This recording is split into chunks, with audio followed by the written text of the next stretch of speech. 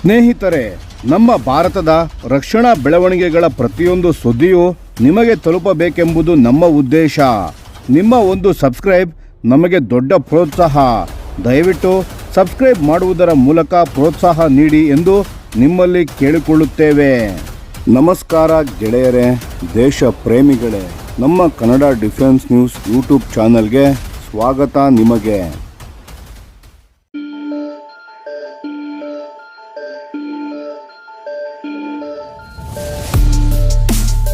ನಮಸ್ಕಾರ ಸ್ನೇಹಿತರೆ, ಭಾರತದ DRDO ಇದೀಗ ಒಂದು ಅತ್ಯಂತ ಮಹತ್ವದ ಕ್ಷಿಪಣಿ ಕಾರ್ಯಕ್ರಮಕ್ಕೆ ಅಧಿಕೃತ ಅನುಮತಿ ಪಡೆದಿದೆ. ಅದರ ಹೆಸರು LRSSCM, ಅಂದರೆ long range air to surface supersonic cruise missile. ಇದು ಕೇವಲ ಒಂದು ಹೊಸ ಕ್ಷಿಪಣಿ ಅಲ್ಲ, ಇದು ಭಾರತದ ವಾಯುಸೇನೆಯ ಸ್ಟ್ರೈಕ್ ಕೆಪಬಿಲಿಟಿಯನ್ನು ಸಂಪೂರ್ಣ ಬದಲಿಸಲಿರುವ ಅಸ್ತ್ರ. ಹೇಗೆ ಅಂತ ನೋಡೋಣ ಬನ್ನಿ. ಮೊದಲು ಒಂದು ಮುಖ್ಯ ವಿಷಯವನ್ನು ಅರ್ಥ ಮಾಡಿಕೊಳ್ಳೋಣ.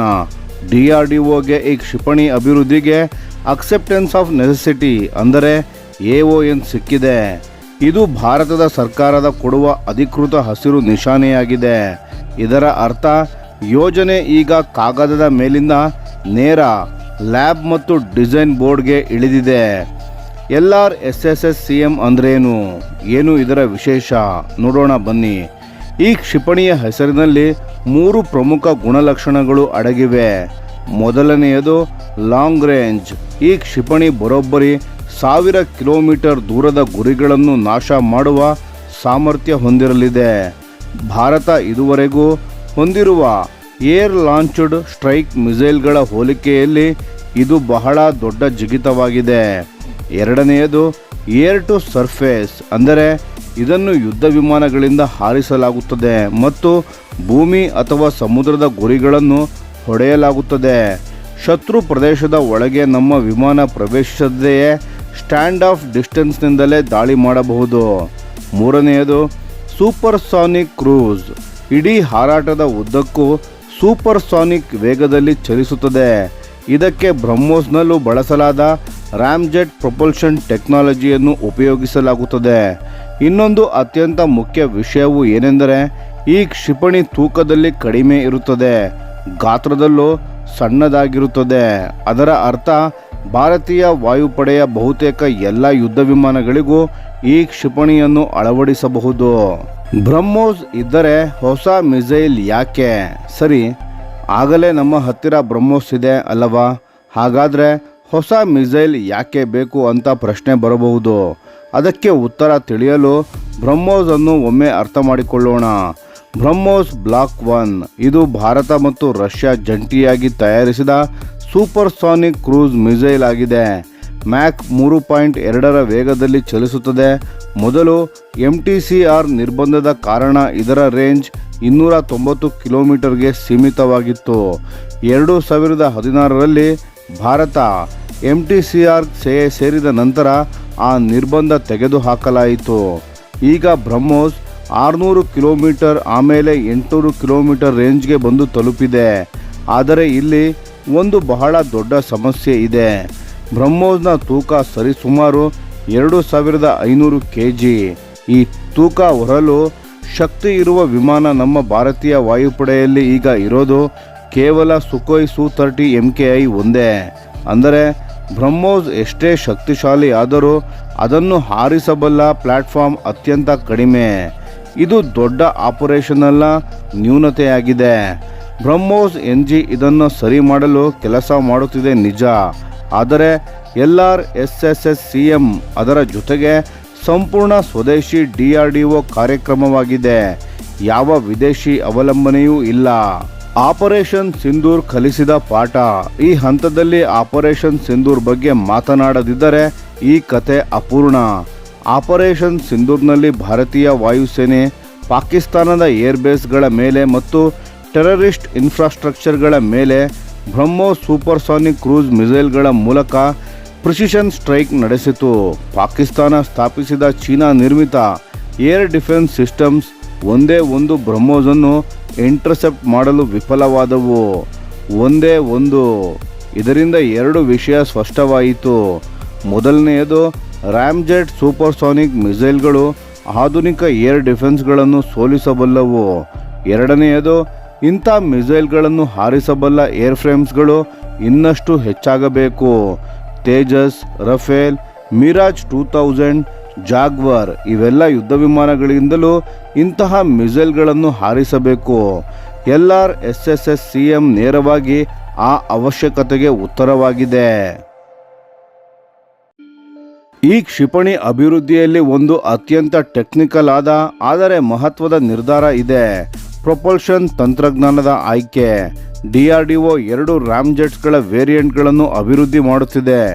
ಮೊದಲನೆಯದು ಲಿಕ್ವಿಡ್ ಫ್ಯೂಯಲ್ ರಾಮ್ಜೆಟ್. ಇದು ಬ್ರಹ್ಮೋಸ್ನಲ್ಲೂ ಬಳಸಲಾದ ತಂತ್ರಜ್ಞಾನ ಹಾಗೂ ಸಾಬೀತಾದ ತಂತ್ರಜ್ಞಾನ, ನಂಬಿಕಾರ್ಹ, ಚೆನ್ನಾಗಿ ಅರ್ಥವಾದ ವ್ಯವಸ್ಥೆಯಾಗಿದೆ. ಎರಡನೆಯದು ಸಾಲಿಡ್ ಫ್ಯೂಯಲ್ ಡಕ್ಟೆಡ್ ರಾಕೆಟ್ ಅಥವಾ SFDR. ಇದು ಹೆಚ್ಚು ಅಡ್ವಾನ್ಸ್ಡ್ ಆದ ಆಯ್ಕೆಯಾಗಿದೆ. ಏರ್ ಲಾಂಚ್ಡ್ ಅಪ್ಲಿಕೇಶನ್ಸ್ಗೆ ಇದು ಹೆಚ್ಚು ಸೂಕ್ತ. ಯಾಕೆಂದರೆ ಲಿಕ್ವಿಡ್ ಫ್ಯೂಯಲ್ ಇಲ್ಲ, ಹಾಗಾಗಿ ಹ್ಯಾಂಡ್ಲಿಂಗ್ ಸರಳ, ಮೇಂಟೆನೆನ್ಸ್ ಸುಲಭ, ವಿಮಾನದ ಇಂಟರ್ಫೇಸ್ ಕಡಿಮೆ ಜಟಿಲ. ಅನೇಕ ಪ್ಲ್ಯಾಟ್ಫಾರ್ಮ್ಸ್ನಿಂದ ಹಾರಿಸಲು ಉದ್ದೇಶಿಸಿರುವ ಒಂದು ಕ್ಷಿಪಣಿಗೆ ಸಾಲಿಡ್ ಫ್ಯೂಯಲ್ ರಾಮ್ಜೆಟ್ ತಾಂತ್ರಿಕವಾಗಿ ಹೆಚ್ಚು ಯೋಗ್ಯ ಆಯ್ಕೆ ಎನ್ನಲಾಗುತ್ತಿದೆ. ಯಾವುದನ್ನು ಅಂತಿಮಗೊಳಿಸಲಾಗುತ್ತದೆ ಎಂಬುದು ಮುಂದಿನ ಡೆವಲಪ್ಮೆಂಟ್ ಫೇಸ್ನಲ್ಲಿ ಸ್ಪಷ್ಟವಾಗಲಿದೆ. ಮೆಟೀರಿಯಲ್ ಸೈನ್ಸ್ ಹಗುರ ಆದರೆ ಬಲಿಷ್ಠ. LRSSCM ಬ್ರಹ್ಮೋಸ್ಗಿಂತ ಹಗುರ ಹೇಗೆ ಆಗಲಿದೆ ಅಂತ ಒಂದು ಪ್ರಶ್ನೆ ಬರಬಹುದು. ಉತ್ತರ ಇದೆ. ಮೆಟೀರಿಯಲ್ ಸೈನ್ಸ್ನ ಪ್ರಗತಿ. ಬ್ರಹ್ಮೋಸ್ 1990ರ ದಶಕದ ಕೊನೆಯಲ್ಲಿ ಡಿಸೈನ್ ಮಾಡಲಾಯಿತು. ಆ ಸಮಯದ ಮೆಟಾಲರ್ಜಿ ಮತ್ತು ಕಾಂಪೋಸಿಟ್ ಮೆಟೀರಿಯಲ್ಸ್ಗಳ ಆಧಾರದ ಮೇಲೆ ನಿರ್ಮಿಸಲಾಯಿತು. ಆದರೆ ಈಗ ತಂತ್ರಜ್ಞಾನ ಬಹಳ ಮುಂದೆ ಹೋಗಿದೆ. High temperature alloys, carbon fibre reinforced composites ಮತ್ತು ಅಡ್ವಾನ್ಸ್ಡ್ ಥರ್ಮಲ್ ಪ್ರೊಟೆಕ್ಷನ್ ಮೆಟೀರಿಯಲ್ಸ್ ಇವೆಲ್ಲ ಈಗ ಲಭ್ಯ.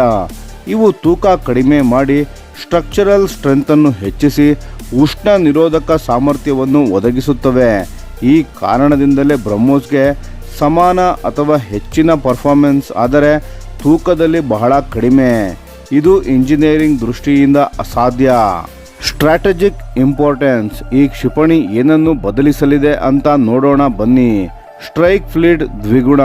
ತೇಜಸ್, ರಫೇಲ್, ಮಿರಾಜ್ 2000 ಹಾಗೂ ಜಾಗ್ವಾರ್ ಇವೆಲ್ಲ ಸೂಪರ್ಸಾನಿಕ್ ಕ್ರೂಸ್ ಮಿಸೈಲ್ಗಳನ್ನು ಹೊರಬಲ್ಲ ಏರ್ಫ್ರೇಮ್ಸ್ಗಳಾಗಲಿವೆ. ಅಂದರೆ ಡೀಪ್ ಪ್ರಿಸಿಷನ್ ಸ್ಟ್ರೈಕ್ ನಡೆಸಬಲ್ಲ ಪ್ಲ್ಯಾಟ್ಫಾರ್ಮ್ಸ್ ಸಂಖ್ಯೆ ಭಾರಿ ಪ್ರಮಾಣದಲ್ಲಿ ಹೆಚ್ಚಾಗಲಿದೆ. 1000 ಕಿಲೋಮೀಟರ್ ಸ್ಟ್ಯಾಂಡ್ ಆಫ್ ರೇಂಜ್. ಭಾರತದ ಮಧ್ಯಭಾಗದಿಂದ ಟೇಕ್ ಆಫ್ ಆದ ಒಂದು ವಿಮಾನ ಪಾಕಿಸ್ತಾನದ ಸಂಪೂರ್ಣ ಪ್ರದೇಶ ಅಥವಾ ಪಶ್ಚಿಮ ಚೀನಾದ ಆಳದವರೆಗೂ ಸ್ಟ್ರೈಕ್ ನಡೆಸಬಲ್ಲದು. ಶತ್ರು ಏರೋಸ್ಪೇಸ್ ಒಳಗೆ ಪ್ರವೇಶಿಸದೆಯೇ. ಸ್ವದೇಶಿ ತಂತ್ರಜ್ಞಾನ. ಬ್ರಹ್ಮೋಸ್ ರಷ್ಯಾದ ಜೊತೆ ಜಂಟಿ ಕಾರ್ಯಕ್ರಮ. LRSSCM ಸಂಪೂರ್ಣ ಭಾರತದ್ದು. ಇದು ಭೌಗೋಳಿಕ ರಾಜಕೀಯ ಅವಲಂಬನೆಯನ್ನು ಕಡಿಮೆ ಮಾಡಿ ಡಿಸೈನ್ ಮತ್ತು ಪ್ರೊಡಕ್ಷನ್ಗಳ ಮೇಲೆ ಸಂಪೂರ್ಣ ನಿಯಂತ್ರಣವನ್ನು ನೀಡುತ್ತದೆ. ಸ್ಟೆಲ್ತ್ ಸಾಧ್ಯತೆ.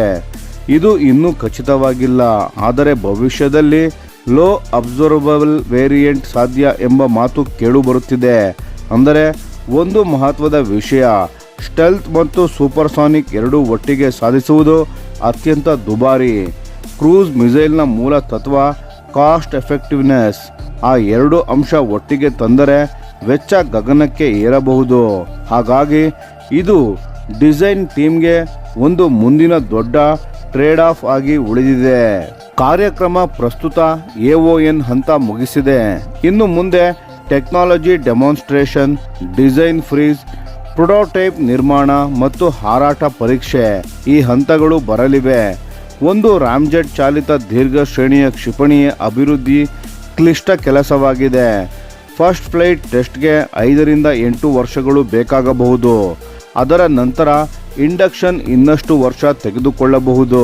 ಆದರೆ ಇತ್ತೀಚಿನ ವರ್ಷಗಳಲ್ಲಿ DRDO ಅನೇಕ ಯೋಜನೆಗಳ ಟೈಮ್ಲೈನ್ಗಳನ್ನು ಗಮನಾರ್ಹವಾಗಿ ಕಡಿಮೆ ಮಾಡಿದೆ. ಹಾಗಾಗಿ ಇದೊಂದು ಆಶಾವಾದಕ್ಕೆ ಕಾರಣ ಇದೆ. ಒಟ್ಟಿನಲ್ಲಿ ಹೇಳಬೇಕೆಂದರೆ LRSSCM ಒಂದು ಇನ್ಕ್ರಿಮೆಂಟಲ್ ಅಪ್ಗ್ರೇಡ್ ಅಲ್ಲ, ಇದೊಂದು ಜನರೇಷನಲ್ ಶಿಫ್ಟ್. ಬ್ರಹ್ಮೋಸ್ ಕಲಿಸಿದ ಪಾಠ, ಒಂದು ಮುಷ್ಟಿ ಮಿಸೈಲ್ಸ್ ಶತ್ರುವಿನ ಏರ್ಬೇಸ್ ಅನ್ನು ನಿಷ್ಕ್ರಿಯ ಮಾಡಬಲ್ಲದು. ಚೀನಾ ಏರ್ ಡಿಫೆನ್ಸ್ ಅನ್ನು ಮಣ್ಣು ಮುಕ್ಕಿಸಬಲ್ಲದು. ಇದನ್ನು DRDO ಮನಸ್ಸಿಗೆ ಹಾಕಿಕೊಂಡಿದೆ. LRSSCMಗೆ ಉತ್ತರ ಒಂದೇ ಪ್ರಶ್ನೆ, ಆ ಶಕ್ತಿಯನ್ನು 2 ಪಟ್ಟು ರೇಂಜ್ನಲ್ಲಿ ನಮ್ಮ ಪ್ರತಿ ಯುದ್ಧ ವಿಮಾನದಿಂದ ಸ್ಕೇಲ್ನಲ್ಲಿ ಹೇಗೆ ತಲುಪಿಸಬಹುದು? ಆ ಪ್ರಶ್ನೆಗೆ ಇದು ನೇರ ಉತ್ತರ.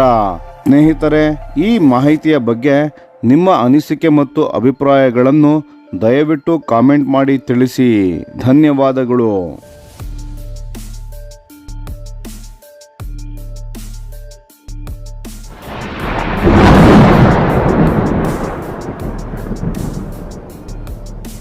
ಈ ವಿಡಿಯೋ ನಿಮಗೆ ಇಷ್ಟವಾಗಿದ್ದರೆ ಲೈಕ್ ಮಾಡಿ ಮತ್ತು ನಮ್ಮ ಚಾನೆಲ್ ಅನ್ನು ಸಬ್ಸ್ಕ್ರೈಬ್ ಮಾಡಿ ಹಾಗೂ ಬೆಲ್ ಐಕಾನ್ ಒತ್ತಿ. ಯಾವ ಅಪ್ಡೇಟ್ಗೂ ಮಿಸ್ ಆಗಬೇಡಿ. ಡಿಫೆನ್ಸ್ ಸುದ್ದಿಗಳನ್ನು ತ್ವರಿತವಾಗಿ ಪಡೆಯಿರಿ. ನಿಮ್ಮ ಬೆಂಬಲವೇ ನಮ್ಮ ಶಕ್ತಿ. ಭಾರತ ಬಲಿಷ್ಠವಾಗಲಿ ಎಂದು ಆಶಿಸುತ್ತಾ ಭಾರತ ಮಾತೆಗೆ ಜೈ. ಧನ್ಯವಾದಗಳು.